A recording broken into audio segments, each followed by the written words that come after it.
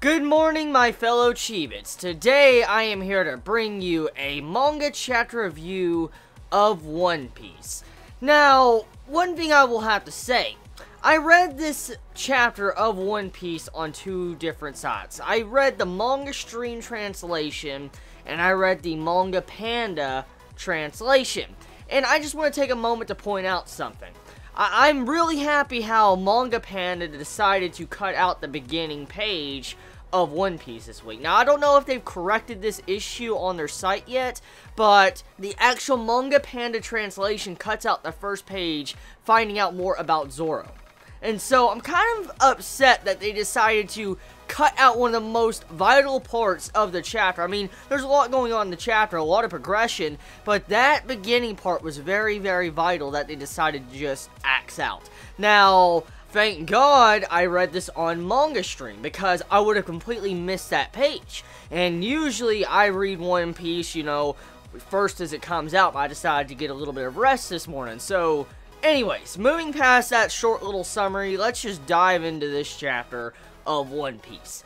So, one thing I want to say, in this chapter, they leave us on a very awful cliffhanger, because we find out at the end of the chapter that we're going to be having a break next week when it comes to One Piece. So no chapter of One Piece next week. Oh, I'm so happy to hear that, especially the way the ending was done in this chapter. Like, right at the end of the chapter, if you read the bottom left from the Manga Stream translation, it states that is Law dead? Because, you know, that's what they're trying to hint at. Law is possibly dead. Now, I don't necessarily think Law is dead. Let me explain just a second.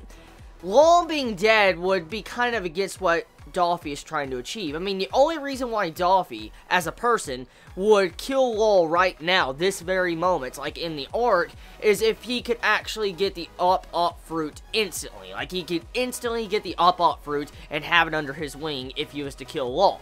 And so, I'm assuming that he's not dead, because I highly doubt Doffy at the moment can get, you know, the up fruit instantly if he kills Law. So, I'm just saying that right now, unless Doffy knows something that we don't know, since he does make, you know, smile, you know, of course, he might have other means, but we'll have to see next chapter in 2 weeks from now.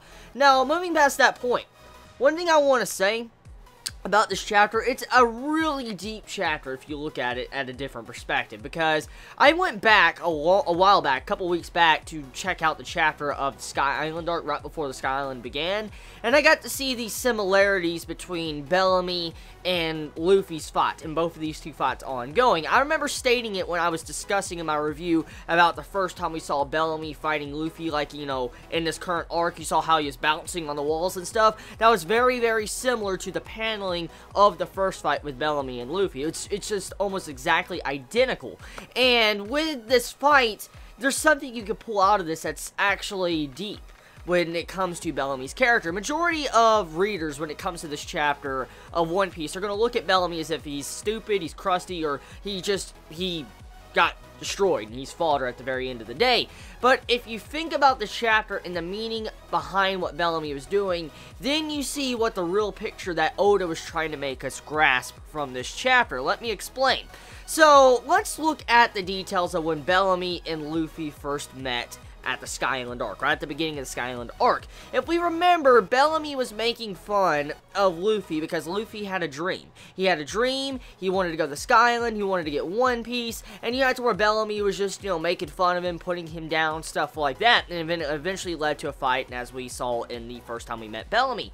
And Luffy put him down with a KO, a fist to the face, and put his head to the ground, while Bellamy was bouncing all over. In this exact same chapter, like in this chapter, in this current arc, you see the exact same events unfold like it did the first time we met Bellamy. We see the exact same fighting pattern. Bellamy bouncing over the walls.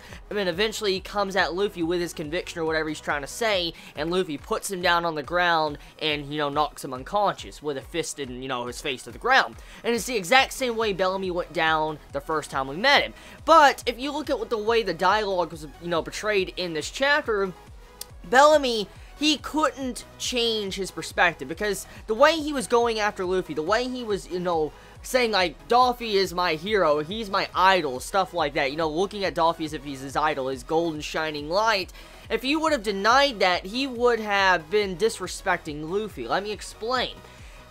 like, in the first time we met, Bellamy was putting down Luffy because he had a dream, you know, he idolized the One Piece, stuff like that. He just had this big-ass dream. He was making fun of Luffy for it. And Bellamy, in this chapter, he is doing the exact same thing Luffy was doing. He's idolizing these different things, or he believes in this dream. Like, he dreams of being on Doffy's crew, being a part of his, you know, family. That's what he dreams of.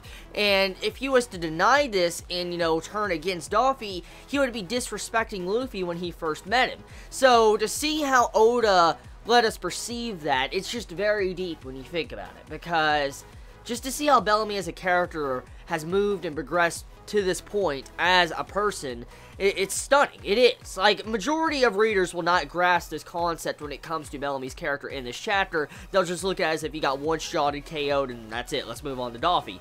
But the real meaning of the chapter is to show you how much progression Bellamy has had as a character and where he stands at this point in the story, and how much he does respect Luffy, even though the decisions he knows he's making is stupid.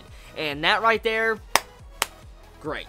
Now, moving past that point, I don't think I should really dive in any more to that little scene, because that's pretty obvious now I kind of explained my point of view on it.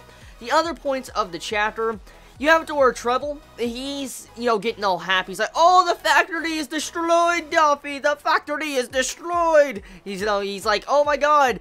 And he's like, oh, don't worry, we can fix it. We have Manchurian on our side. We can, you know, fix this. We can fix the factory. And then once again, the question pops up, as I said multiple chapters back. So you're telling me that Manchurian's power can fix the factory? So, like, is the factory a living being? Like, what is in those test tubes? Like, we still don't know what is in those, like, you know, tube things. You know, the big, I forget the name of it. The containers that's holding Smile. We don't know exactly what is going on inside of that. So, I wonder why Manchurian's power can work to fix the factory. Because if it can fix, you know, non-animate objects, I'm guessing that will work. But, I mean, I highly doubt that. So, we'll have to see. Now, moving past that point, you also have it to where Kyros denies the treatment for Manchurian. He doesn't get healed in this chapter. So Oda's, you know, teasing us in this chapter and not letting us know if Manchurian can heal his leg or not, even though it's gone. Like, Oda's teasing that. So you gotta love Oda. You gotta freaking love Oda. So that's pretty much the chapter when it comes to this week's chapter of One Piece. Tell me your thoughts in the comments below. I mean, how do you feel about Zoro and his, you know, backstory with, you know, Mihawk? For instance, if he was to have any dents into his blade, like, he can't drink alcohol. That's what Mihawk said. So to see that, that was some really good, you know, characterization on Zoro when he was training. And hopefully we get to find out even more about that stuff in the future. But I'm glad Oda decided to dive into more of Zoro's backstory when it came to Mihawk and that, you know, time skip type training segment. So anyways, you all have a wonderful day or night wherever you live. Please be safe. Chibi out.